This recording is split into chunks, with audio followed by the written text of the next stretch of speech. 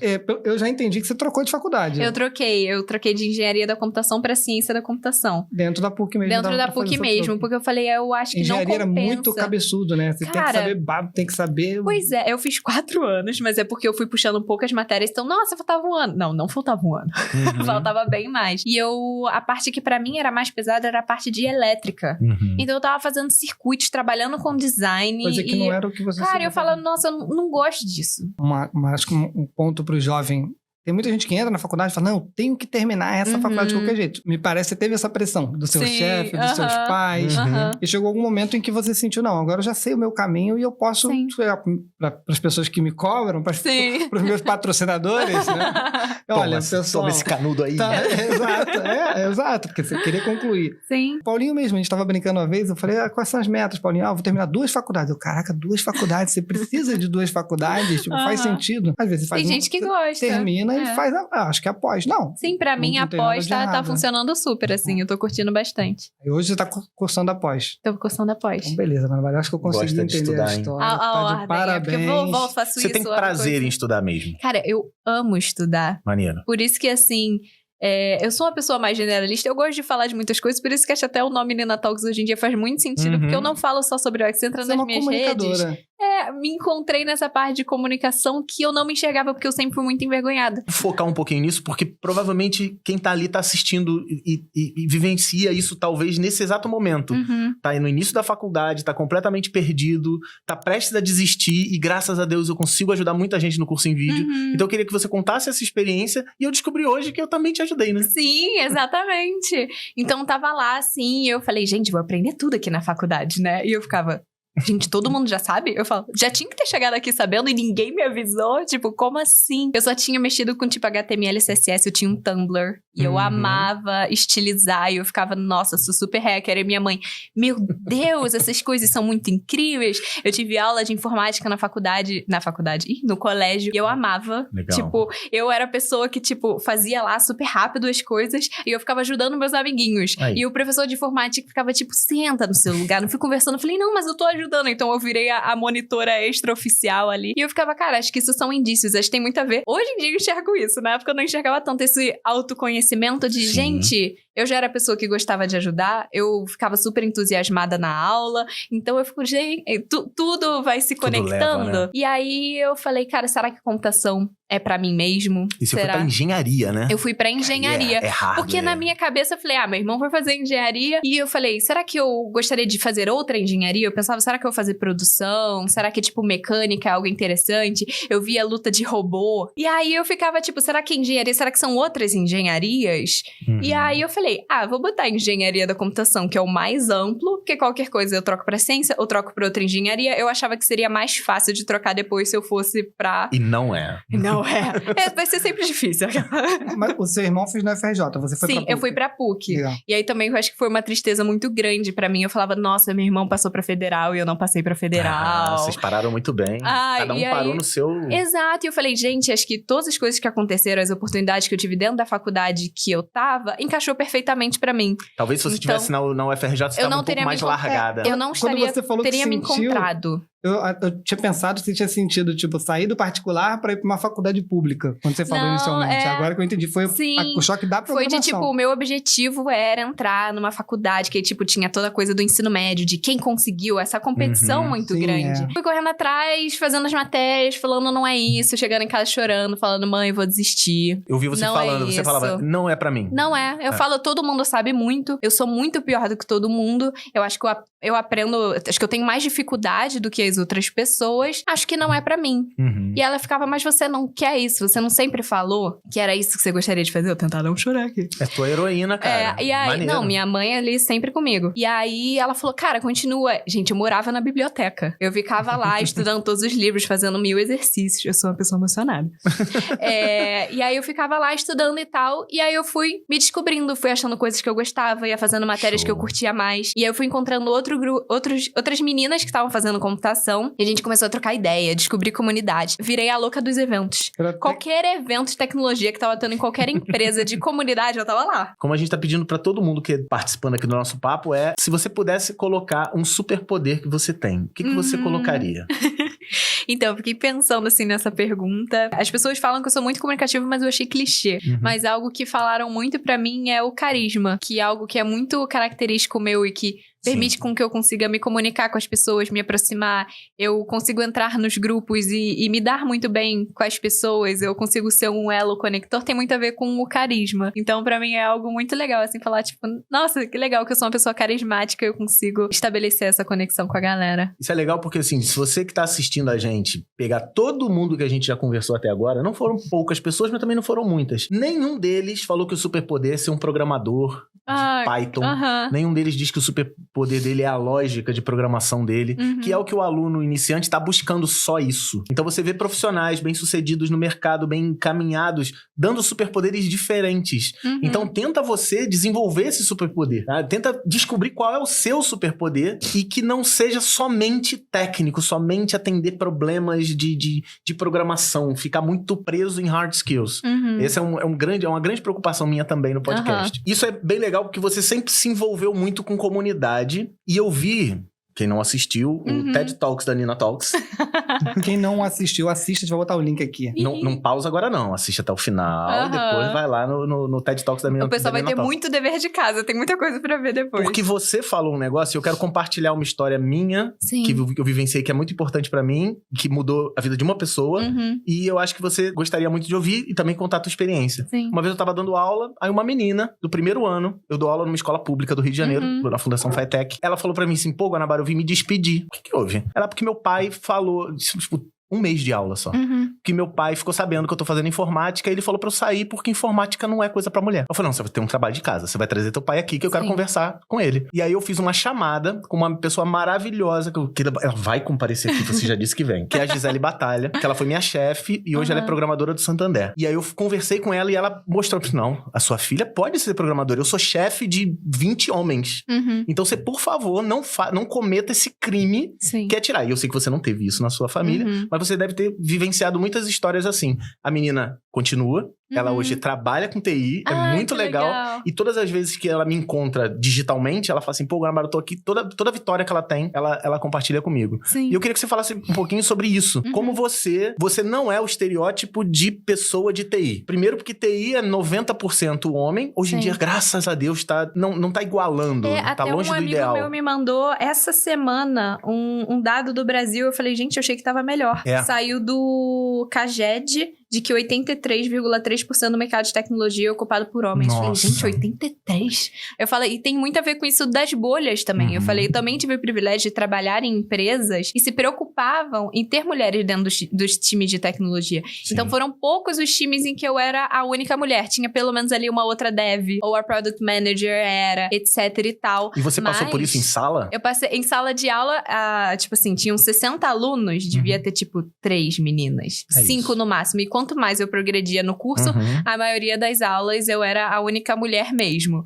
E aí teve a questão de, tipo assim, início de período. Para os professores também é um choque ter meninas dentro da turma de alguma forma. Eu fico feliz demais. Então, pois é, só que aí teve uma vez que eu entrei, aí, tipo, o professor reagiu como, tipo, você entrou na sala errada, entendeu? Ele ficou, então, mas aqui é a aula de... E eu fiquei, tipo, eu sei, eu vim pra essa aula mesmo. Aí eu sentei, aí ele ficou meio, tipo, putz, que besteira que eu fiz. A turma inteira, tipo, caraca. Eu falei, gente, mó climão, né? Primeira aula. Aí eu, caraca, ficou ruim pra todo mundo aqui, né? Eu fiquei, tudo bem. Só que aí você vai acumulando um pouco essas coisas. Mas aí tem isso de... Aí eu ouço algumas pessoas falando, não tem essa diferenciação. Se a mulher quiser, ela entra na tecnologia. Eu já recebi mais de uma vez de... Eu queria fazer computação, mas meu pai não deixou porque ele falou pra mim que era coisa de homem e mulher não trabalha com tecnologia. Aí você fica, gente, não é possível. Mas você mostrou uma foto lá na tua palestra de tipo, uma equipe de informática do tempo do Ronca, que era tipo meio a meio. Sim, né?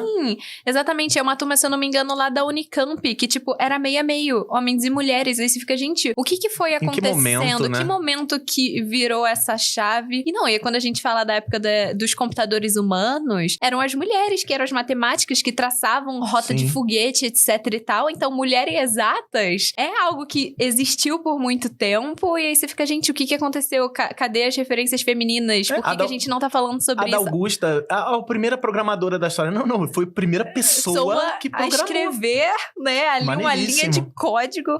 Então, eu falo, gente, a gente tem que reviver isso. Isso nunca foi apresentado pra mim em nenhum momento. Foi quando eu comecei a participar de comunidades de mulheres que elas falaram, olha um pouquinho melhor a história, olha o que tá acontecendo, olha essas referências, e fica, gente, eu não tô sozinha. Tipo, tem outras coisas, porque a gente acaba procurando histórias e pessoas similares com a gente. É da nossa própria natureza. Nós somos comunitários, a gente procura outras pessoas, né? Então, é legal a gente ver essas histórias. Então, pra mim, foi uma fortaleza muito grande. Porque eu tinha essas referências em casa, eu tinha todo esse apoio em casa pra não desistir, etc e tal. Reconheço muito, eu falo, pais, eu amo muito vocês, obrigada por isso. E até um incentivo pros pais que nos escutam, ou futuros pais, falar, eu posso fazer isso pelos meus filhos? Por favor. Não só pra elas, minha filha vai te assistindo também. Ai, mentira!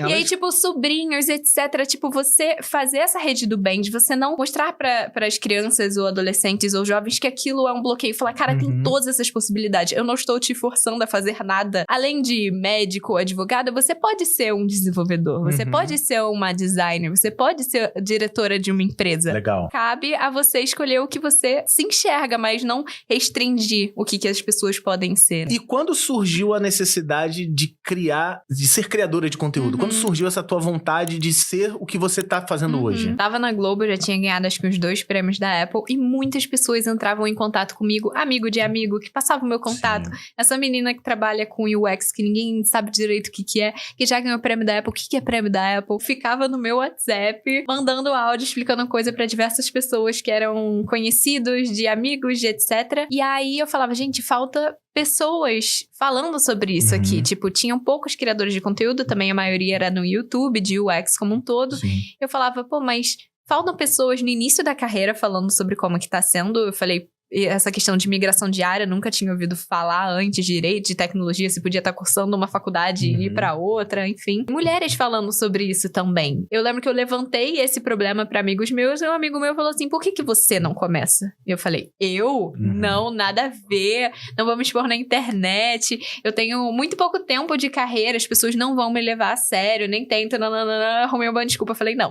E aí eu fiquei com isso meses na minha cabeça. Eu falei, cara, mas e se? Tentando entender quais são os meus medos, né? De tipo isso, de não me levarem a sério. Será que eu não tenho bagagem suficiente? Mas o que será que eu tenho pra ensinar? Então, eu falei, não tem problema eu falar o que eu tô estudando, o que eu aprendi, o que eu vivi, o que eu estou trabalhando. Não tem nada de errado nisso. E eu falar, se alguém fizer alguma pergunta que eu não sei responder, eu falar, desculpa, eu não sei, eu vou procurar, ou eu vou te indicar alguém que sabe, não tem problema nenhum. Eu falei, se eu esperar, eu me sentir 100% pronta e agora eu tenho conhecimento suficiente pra falar com as pessoas, falei, as pessoas já estão me procurando, então era eu falando com eu mesma, né? Você se pegava repetindo a mesma mensagem várias vezes no WhatsApp individualmente. Exatamente, eu falava, gente... Não tem problema, eu posso falar isso abertamente. Eu falei, eu acho que eu vou criar um canal no Instagram, porque aí eu acho que eu tenho menos pressão do YouTube, de um conteúdo mega aprofundado, acho que eu consigo estar mais próxima das pessoas, que eu gosto dessa troca mais 1 pra 1, e eu consigo ali mostrar meu dia a dia, mostrar as coisas que eu tô estudando, então acho que o Instagram é um bom fit, também sou super heavy user, entendo mais da plataforma, vou começar. Aí eu estabeleci a data, organizei quais seriam os conteúdos, toda organizadinha, e eu comecei assim, dessa forma mais despretensiosa, compartilhei com os meus amigos. Eu organizei, eu fiz. Mas despretensiosa no sentido de que eu não imaginei que ia crescer tanto. Eu falei, eu preciso de uma organização pra me obrigar inicialmente a ter uma rotina e ter ideias de conteúdos pra eu falar, tipo, tá, não tenho nada pra postar. O que é a área? O que um profissional faz? Aquelas coisas mais básicas. E aí, quando eu vi, foi crescendo e eu não imaginei que teria mais de 100 mil pessoas me seguindo. E eu quero começar com a pequena Nina. A pequena Nina de casa. Sim. O que te trouxe pra TI? 100% meus pais. Meu pai, ele é cientista da computação. Ele participou de das primeiras turmas de formados em ciência da computação da Unicamp. Qual o nome dele? João Troncos. Seu João. Queremos o senhor aqui. Bom trabalho. Ele vai amar. Eu tenho a filha de 10 e tô aqui no seu Experience. E a filha dele já fez o iniciozinho lá de Python. Que legal. Você conseguia seguir o teu caminho, pai. Você é um bom pai. Então, eu e meu irmão, a gente sempre teve esse contato mais próximo com tecnologia, né? Então, meu pai trabalhou muitos anos na Digital, que depois foi comprada pela Compaq, depois acabou se tornando HP. Depois ele trabalhou muitos anos na IBM. Então, meu pai teve uma carreira super maneira em tecnologia. É porque pra galera da tua idade, fala IBM, os caras falam... Fala IBM, exato, a pessoa não conhece. Falei, sabe Apple? É a Apple da minha época. Eu sonhava com a IBM. Eu falava, nossa, não, e ninguém pudesse... conhecia a Digital. E meus pais contando a história, eu falo, gente, a Digital revolucionou o universo de computadores e tal. Eu não falei brincando não, cara. Teu pai seria uma pessoa maravilhosa pra conversar aqui. Sim, eu vou falar com ele. Pode ele conversar, seu muito. Troncos. Ele é daqui do Rio também? Seu Talks. Eu falo Mami Talks e Papi Talks. Papi Talks. Ele é do Rio também? Ele é do Rio também. Então vamos ele, ele é paulista, ele fez faculdade lá, mas na Digital ele foi transferido aqui pro Rio. Legal. E aí minha mãe, na verdade, ela fez biologia, mas ela trabalhou na Digital também. E aí foi onde ela conheceu o meu pai. Ela acabou indo mais pra parte de marketing, etc. Então, apesar dela não ser técnica de computação, ela sempre me incentivou a ir pro universo de tecnologia. Ela sempre falou, cara, você manda muito bem, você se entende muito com o computador, oh, meu Deus, etc. E eu tenho um irmão que é 2 anos mais velho também, e a gente sempre teve esse contato e nunca teve essa diferenciação, né, de tipo, isso daqui é de menino, isso daqui é de menina, seu irmão vai jogar videogame se você fizer outra coisa. Então, eu sempre joguei videogame com meu irmão, às vezes ele tirava da tomada e eu achava que eu tava jogando ou não, mas é o clássico dos irmãos. Meu maior número de mensagens pra Nina não é sobre tecnologia, sobre mercado, é indicação de jogo. Nina, vai lá e joga Mario. Essa semana eu falei, vai. A gente, exato. Eu vai falei, então no PS5. Aí ele joga Spider-Man. Eu falei, gente, verdade, tá todo mundo falando do jogo. Se você pegar a nossa conversa, a maior número de mensagens de Nina, joga isso. É isso. E aí, quando eu tava escolhendo a minha graduação, eu ficava, cara, o que eu faço? Né? De tipo, eu sigo algo voltado pra tecnologia. Eu já tinha uma paixão por design, mas design pra mim, ou era design gráfico ou design de produto, tipo, eu iria fazer uma mesa, uma cadeira, etc. Pesquisei muito, nunca esbarrei com a experiência do usuário. Ou eu falei, gente, será que eu faço arquitetura? Enfim, eu só sabia o que eu não queria fazer. Eu falava, eu não faço medicina, não é a minha praia, também e eu não vou fazer direito, que aí também não tem nada a ver comigo. Eu só sabia que, tipo, todo o resto, então, era possível. E você tinha uma ligação legal com balé, né, também? Sim, nossa, sempre amei a parte artística. Eu voltei pro balé esse ano, tô muito feliz. Então, eu ficava, cara, como que eu posso unir? Também tinha um pouco essa cabeça de estereótipo de tecnologia. Mas... Quero comentar um pouquinho depois, um pouquinho sobre isso. E aí, meu irmão já tava fazendo engenharia da computação na UFRJ. Na UFRJ. E aí, eu falei, pô, mãe, mas aí eu vou copiar o meu irmão. A minha cabeça de ensino médio era, pô, todo mundo vai falar que eu tô copiando o meu irmão, que eu vou fazer a mesma coisa do que ele. E teu irmão tá na área até hoje? Tá na área até hoje. Legal. Ele é desenvolvedor na Carta, ele mora aqui no Rio, mas é uma empresa do Vale do Silício, e aí ele trabalha lá com... Todo mundo muito bem. É, exato. Chamar essa família inteira aqui pra fazer um podcast. Vamos fazer trazer a família toda. Vamos fazer o Troncocast. Vamos fazer um NinaCast aqui com a família da Nina. Eu ia brincar e fazer piada aqui. Vocês são frutos do digital, literalmente. Frutos da empresa digital. É verdade. Somos exatamente falar, gente, vamos reviver ali, trazer a história da minha família. Exato. No iniciozinho a gente fala assim, onde você está agora? Em que momento da sua... Eu estou aqui no Estou nessa mesa. Não, você é uma pessoa, como no próprio título provavelmente está escrito isso, premiadíssima por uma empresa que todos nós adoramos, que é a Apple. O que você faz hoje? Fala só um pouquinho sobre... A gente vai contar mais sobre o prêmio. Sim, tranquila. Mas explica um pouco mais o que é esse prêmio e o que você faz hoje nas redes. Hoje eu atuo como mentora de design na Apple Developer Academy, que é um laboratório de inovação da Apple com universidade, não só do Brasil, como do mundo inteiro. Mas aqui no Brasil tem 10. Então tem aqui no Rio, tem 3 em São Paulo, Recife, tem Porto Alegre, Brasília, Manaus. Eu não vou lembrar de todas agora, mas inclusive depois a gente pode botar na descrição, tem um artigo que lista todas, que é voltado para alunos de graduação para fomentar desenvolvimento iOS. Então é um laboratório muito legal, foi onde foi o meu primeiro estágio. Então eu entrei lá em 2016, é para ensinar programação, ensinar design, ensinar sobre empreendedorismo. É muito legal porque eu falo como se fosse um programa de aceleração da sua carreira. Participei e aí eu falei, gente, desenvolvimento iOS, mas aí eu conheci o UX Design também, já adiantando um pouco sobre o que vamos falar. E aí eu voltei agora em 2023 para ser mentora desse programa. Então eu falo, gente, voltei para casa, o lugar que transformou a minha carreira, poder estar agora no lugar e poder transformar a carreira de outras pessoas, assim como esse lugar foi para mim não tem preço. E sou criadora de conteúdo do Nina Talks, né? Tem Instagram, tô tentando no YouTube, tem uma newsletter gratuita também, LinkedIn, tô lá super presente, tentando um TikTok, mas eu já não me sinto tão jovem lá dentro, entendeu? Mas tô aí produzindo conteúdo nas redes, não deixem de me acompanhar. Não, tu manda benzão do teu TikTok. Obrigada. No TikTok é melhor do que qualquer pessoa que eu vejo na área de de TI. Porque você bota TI, já vem a timidez, meio a esquisitice. Eu tô falando com um lugar de fala. Aquela esquisitice que só nós de TI podemos ter, sabe? Aquele cara... É o charme do TI, entendeu? É isso. Mas eu acho que a Apple, ela tirou essa esquisitice. Ela deu uma veludada. E você parece uma boa combinação com a Apple. É verdade. E você é funcionária da Apple? Não, eu sou contratada pela PUC-Rio, mas aí legal. Trabalho lá no laboratório. Infelizmente, não tem lá contratado por Apple. Não. Isso a gente tem um amigo que trabalha na Apple.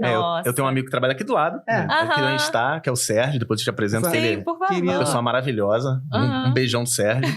E ele tem na carteira dele Apple. Gente, chique. O plano de saúde dele é tudo assim, uma viagem pra Apple. Uma viagem a cada 6 meses. E ele dá aula de programação, iOS. Que maneiro. Os aplicativos vou querer conhecer com certeza. Que é já conexões. Já viu aquelas experiências que eles têm ali? Quando você tá esperando pra consertar seu telefone, você tem uma aulinha.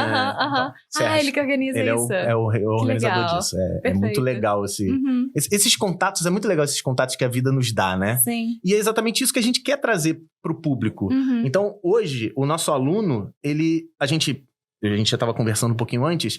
Hoje, o curso NVIDIA, ele consegue entregar hard skills. Ele consegue, você quer aprender PHP? A gente vai te ensinar. Quer aprender HTML? A gente vai te ensinar.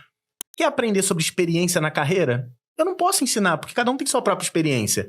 Mas a nossa ideia com Experience é trazer a experiência de outras pessoas. E aí eu falei, acho que quando eu sair daqui eu vou querer trabalhar com UX. Então ali eu já tinha 1 ano, 2, já 3 anos de faculdade. E aí na engenharia lá. Conseguindo na engenharia lá, cálculo, física, mecânica dos fluidos. Chorando na biblioteca.